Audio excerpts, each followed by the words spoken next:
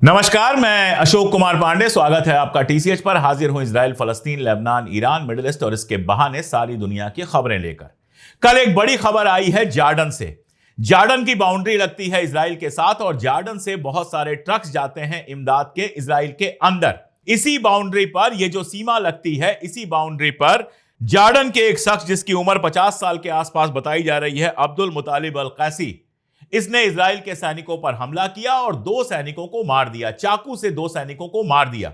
उसके बाद इसको मालूम था कि इसकी हत्या होनी है। इजराइल के सैनिकों ने गोली चलाकर उसको मार दिया, लेकिन उसके बाद उसकी वसीयत सामने आई है। आप स्क्रीन पर देख पा रहे होंगे उसकी वसीयत, जो अरबी में लिखी हुई है, उसको अंग्रेजी में ट्रांसलेट किया है कर्नेल ने। इस वसीयत में वो कहता है कि फ्री पैलेस्टाइन मैं चाहता हूं, मैं आजाद फलस्तीन चाहता हूं। गजा में मेरे भाइयों बहनों के साथ जो हो रहा है, मैं उसको बर्दाश्त नहीं कर सकता। और साथ में कहता है कि ग्रेटर इजराइल का जो ख्वाब है इजराइल का, वो अरब मुल्कों को तबाह कर देगा। अरब मुल्क इस बात को समझ नहीं पा रहे हैं। इस घटना से क्या पता चलता है? एक बात तो यह कि ये जो बंदा है, इसको पहले से मालूम था कि उसको मार दिया जाएगा। उसने वसीयत इसीलिए तैयार की थी। उसको मालूम था कि इजराइल के बॉर्डर पर ये सारी हरकतें वो करेगा, आईडीएफ के ऊपर हमला करेगा, 2-3 लोगों को मार देगा, तो बदले में उसको भी जान देनी पड़ेगी। यानी ये सब जानते हुए भी अपना एहतजाज दर्ज कराने के लिए गया था। दूसरी बात जो मैं बार बार कहता हूं कि अरब मुल्कों के हुक्मरान अगर आपको थोड़ा बहुत हिलते हुए दिख रहे हैं, तो उसकी बड़ी वजह यह है कि उनको पता है कि अरब मुल्कों के जो बाशिंदे हैं, जो अवाम है, वो गजा में जो लगातार जेनोसाइड चल रहा है उसके मुखालिफ हो चुकी है। वो अपने हुक्मरानों से नाराज है क्योंकि उनकी इजराइल के साथ साठगांठ है। वो अपने हुक्मरानों से नाराज है कि अमेरिका और इजराइल के सामने तुम इस तरह से कैसे झुकते चले जा रहे हो। और उसी गुस्से का सिंबल बन के आया है अब्दुल मुतालिब अल कैसी। जो कुछ उसने लिखा है, जो कुछ उसने किया है, आप उससे सहमत हो या ना हो, लेकिन यह बहुत सीधी सी बात है कि गजा में जिस तरह का जेनोसाइड चल रहा है, उसको लेकर अरब वर्ल्ड में लोगों के भीतर भारी गुस्सा है। हो सकता है थोड़े से लोग ऐसे हों जिन पर कोई फर्क ना पड़ता हो, लेकिन बड़ी आबादी ऐसी है जिनके अंदर बेहद गुस्सा है। और ऐसी घटनाओं से यह बात बिल्कुल साफ होकर सामने आती है। इसके बरक्स जो खबर है उसको आप देखिए। इसके बरक्स खबर यह है कि यूएनएससी में, यूएन सिक्योरिटी काउंसिल में कल वोटिंग हुई और यह वोटिंग होनी थी गजा में जेनोसाइड रुकवाने। जेनोसाइड वर्ड का इस्तेमाल तो वो नहीं करेंगे, लेकिन गजा में जो कुछ चल रहा है उसको रुकवाने, यानी कि सीज फायर के लिए। और इसमें अमेरिका ने वोट दिया इजराइल के फेवर में। यह तो नॉर्मल सी बात है, सब जानते हैं, वो हमेशा देता है। लेकिन इस बार बदला यह है कि 15 वोट थे, 15 में से 14 वोट इजराइल के खिलाफ पड़े हैं। 15 में से 14 वोट, अकेला अमेरिका वहां पर खड़ा था इजराइल के लिए, बाकी सब इजराइल के खिलाफ हो गए। अभी कुछ दिन पहले की बात है, मैंने आपको बताया था कि इजराइल का जो प्राइम मिनिस्टर है नेतन्याहू, वो कह रहा था कि हम सारी दुनिया में लगातार अकेले पड़ते चले जा रहे हैं। असल में पूरी दुनिया में उसका एक ही दोस्त रह गया है और वो है अमेरिका। और अमेरिका भी उसका दोस्त नहीं है। दोस्त तो मोहब्बत से होते हैं। लालच में जो दोस्ती होती है और डर से जो दोस्ती होती है, उसका कोई खास मानी नहीं होता। सब जानते हैं कि एप्स्टीन फाइल वाला मामला आने के बाद ट्रंप लगातार दबता चला गया है। बहुत मुमकिन है कि ट्रंप की कोई फाइल नेतन्याहू के पास हो। बहुत मुमकिन है कि मोसाद के एजेंट्स के पास उसके खिलाफ ऐसी चीज हो जो सामने आ जाने पर अमेरिका की गद्दी छोड़नी पड़ सकती हो। इसीलिए वो लगातार इजराइल की हां में हां मिलाते जा रहा है। लेकिन बाकी दुनिया का बड़ा हिस्सा इजराइल के खिलाफ है। इसका सबसे बड़ा सबूत है यूएनएससी में हुई वोटिंग, और इसकी चिंता पूरे इजराइल में दिखाई दे रही है। नेतन्याहू ने कहा कि हम अकेले पड़ रहे हैं, आइसोलेट हो रहे हैं। कल वहां के राष्ट्रपति का बयान आया, जो वहां हरजोग वहां राष्ट्रपति हैं, उनका बयान आया कि हम दुनिया में जो अकेले पड़ते जा रहे हैं वो फ्री वर्ल्ड के लिए अच्छा नहीं है। अरे फ्री वर्ल्ड के तो तुम हिस्सा ही नहीं हो। एक ऐसा मुल्क जो अपने हर पड़ोसी के ऊपर हमला करता है, जो कतर जैसे पड़ोसी के ऊपर भी हमला करता है, जिसका हमेशा रोल जो रहा है वो मीडिएशन का रहा है, वो फ्री वर्ल्ड का हिस्सा कहां से है? असल में इजराइल लगातार परेशान है कि उसका प्रोपेगेंडा नहीं चल रहा। अभी कुछ दिन पहले यूट्यूब, फेसबुक वगैरह को काफी बड़ा पैसा दिया गया है कि हमारे फेवर में प्रोपेगेंडा चलाओ, और उसके बावजूद नेतन्याहू कहता रहता है, रोता रहता है कि सारी दुनिया जो है वो हमारे खिलाफ हो रही है क्योंकि हमास का प्रोपेगेंडा सक्सेसफुल हो रहा है। बहुत सीधी सी बात है कि मिलियंस ऑफ डॉलर खर्च करने के बावजूद फेसबुक, ट्विटर, हर जगह कब्जा करने के बावजूद अगर तुम्हारा फर्जी प्रोपेगेंडा लोग स्वीकार नहीं कर रहे हैं, इसका सीधा मतलब यह है कि लोग गजा की हकीकत जान चुके हैं। लोग ये हिस्ट्री जान चुके हैं कि कैसे 70 साल से फलस्तीन को तुमने दबा कर रखा है, कैसे फलस्तीनियों के जीने का हक तुमने छीना है और कैसे गजा में जो कुछ कर रहे हो वो जेनोसाइड है। यह हकीकत जानने के बाद कोई भी हक पसंद आदमी तुम्हारे साथ खड़ा नहीं होगा। जो अमेरिका तुम्हें दोस्त लगता है, उस अमेरिका की हालत यह है कि ट्रंप भले तुम्हारे सामने सर झुका रहा हो, लेकिन 80% लोग, एक नया सर्वे आया है और यह सर्वे भी इजराइल के ही अखबार में छपा है, कि 10 में से 8 लोग इस बात को मानते हैं कि इजराइल जो कुछ गजा में कर रहा है वो गलत है।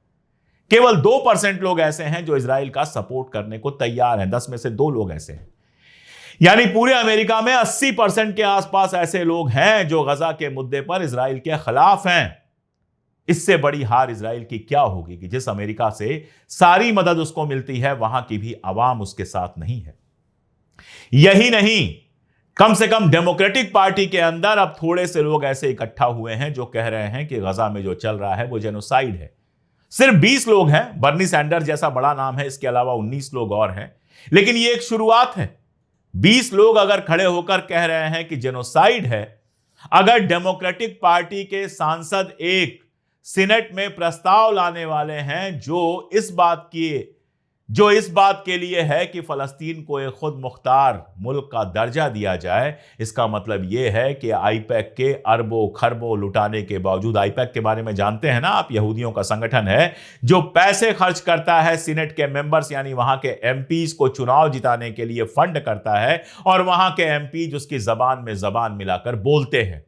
अगर करोड़ों, बिलियंस, मिलियंस, ट्रिलियंस खर्च करने के बावजूद अमेरिका के सेनेट में कुछ लोग सामने आकर यह कह रहे हैं कि फलस्तीन को खुद मुख्तार मुल्क का दर्जा दिया जाए, 80% अमेरिकी इजराइल के खिलाफ हो रहे हैं, तो इसका बहुत सीधा मतलब है कि इंसानी फितरत होती है हक के साथ खड़ा होना, और अमेरिका में भी इंसानों की कमी नहीं है जो हक के साथ खड़ा होना चाहते हैं। तो आज अगर हकीकतन देखें तो इजराइल के साथ कोई नहीं खड़ा है। इजराइल सारी दुनिया में अकेला पड़ा है।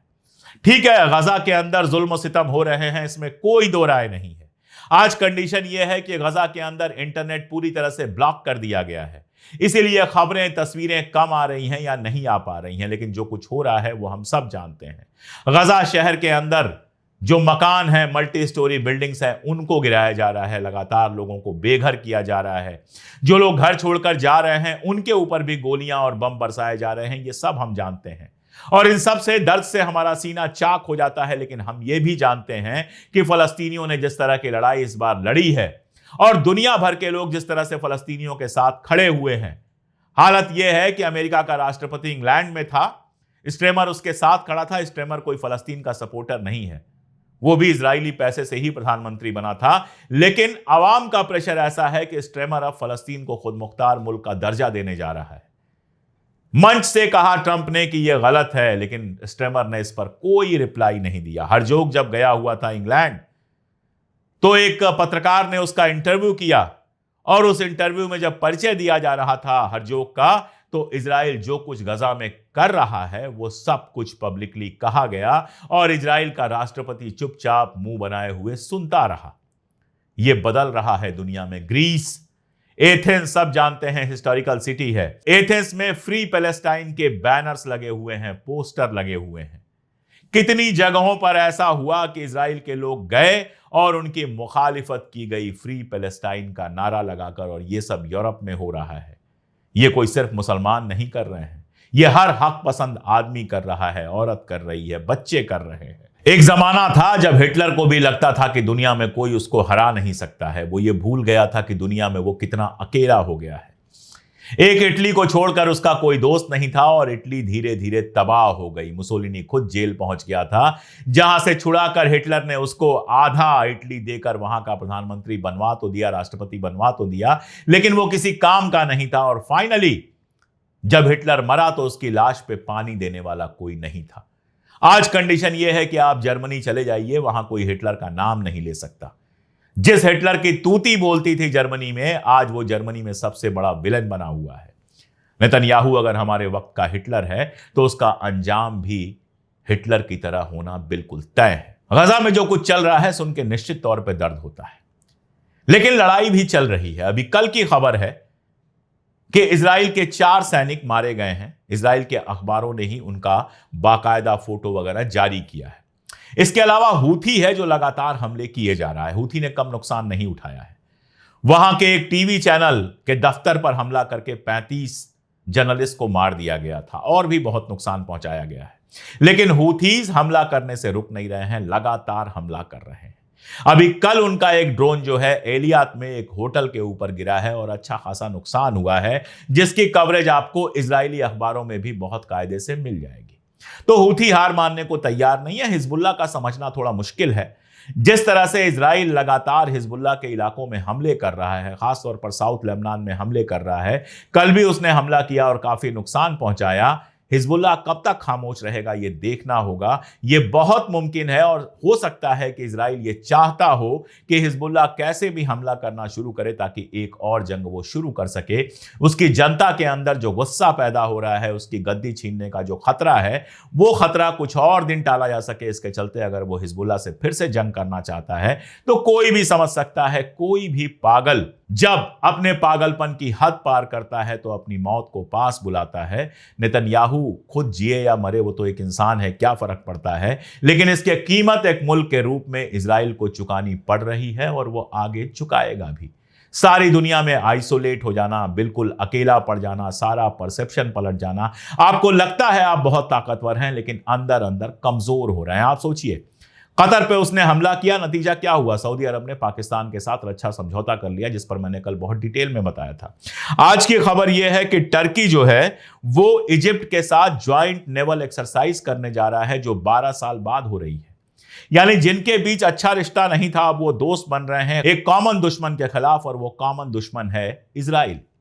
ईरान को घेरने की बहुत कोशिश हो रही है। यूएनएससी में अब एक प्रपोजल आने वाला है, स्नैप बैन, ईरान के ऊपर स्नैप बैन करने वाले हैं। ईरान से किसी तरह का कोई भी ताल्लुक नहीं रखेंगे, तिजारती ताल्लुक नहीं रखेंगे, कुछ खरीदेंगे नहीं, कुछ बेचेंगे नहीं। ईरान वैसे भी आइसोलेशन में है। उसका जो पूरा मार्केट है वो यूरोप और अमेरिका में नहीं रह गया है। उसने अपने लिए नए मार्केट तलाश लिए हैं। रशिया का मार्केट है, चाइना का मार्केट है, और भी कई कंट्रीज का मार्केट है। आप कर दीजिए। आपकी हालत यह है कि आपकी इकॉनमी खुद खत्म हो रही है। सस्ता तेल नहीं मिल रहा है। रशिया से आप तेल गैस नहीं खरीद सकते, ईरान से आप तेल गैस नहीं खरीद सकते, तो आपको महंगा तेल और गैस खरीदना है।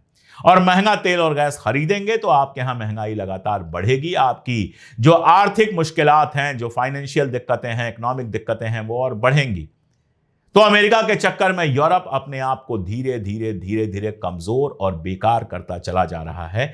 शायद फलस्तीन को खुद मुख्तार मुल्क देने की जो बात कर रहा है फ्रांस और यूरोप के दूसरे नेशन भी, वो इसी गलती को सुधारने के लिए हैं। देखते हैं कितनी हिम्मत जुटा पाते हैं, कितना आगे बढ़ते हैं। और ये भी देखते हैं कि इजराइल जब अपने जुल्म की इंतहा पर पहुंच रहा है तो उसका फाइनली अंजाम क्या होता है। अभी तक की अपडेट्स मैंने आपसे साझा की। आगे जैसे जैसे अपडेट्स आएंगे मैं करता रहूंगा। एक अपील जो मैं लगातार करता हूं कि अगर मुमकिन हो तो हमारे चैनल को ज्वाइन कर लीजिए। ज्वाइन का बटन दबा सकते हैं। इसके अलावा पिन कमेंट और जो डिस्क्रिप्शन है वहां पर भी मैंने लिंक दिया है, वहां से भी आप ज्वाइन कर सकते हैं। साथ में हमें सुपर थैंक दे सकते हैं। ये सब इसलिए बहुत जरूरी है कि हमारे जैसे इंडिपेंडेंट लोग इंडिपेंडेंटली काम कर सकें और पूरी ताकत के साथ, हक के साथ खड़े हो सकें। आज के लिए इतना ही। बहुत शुक्रिया।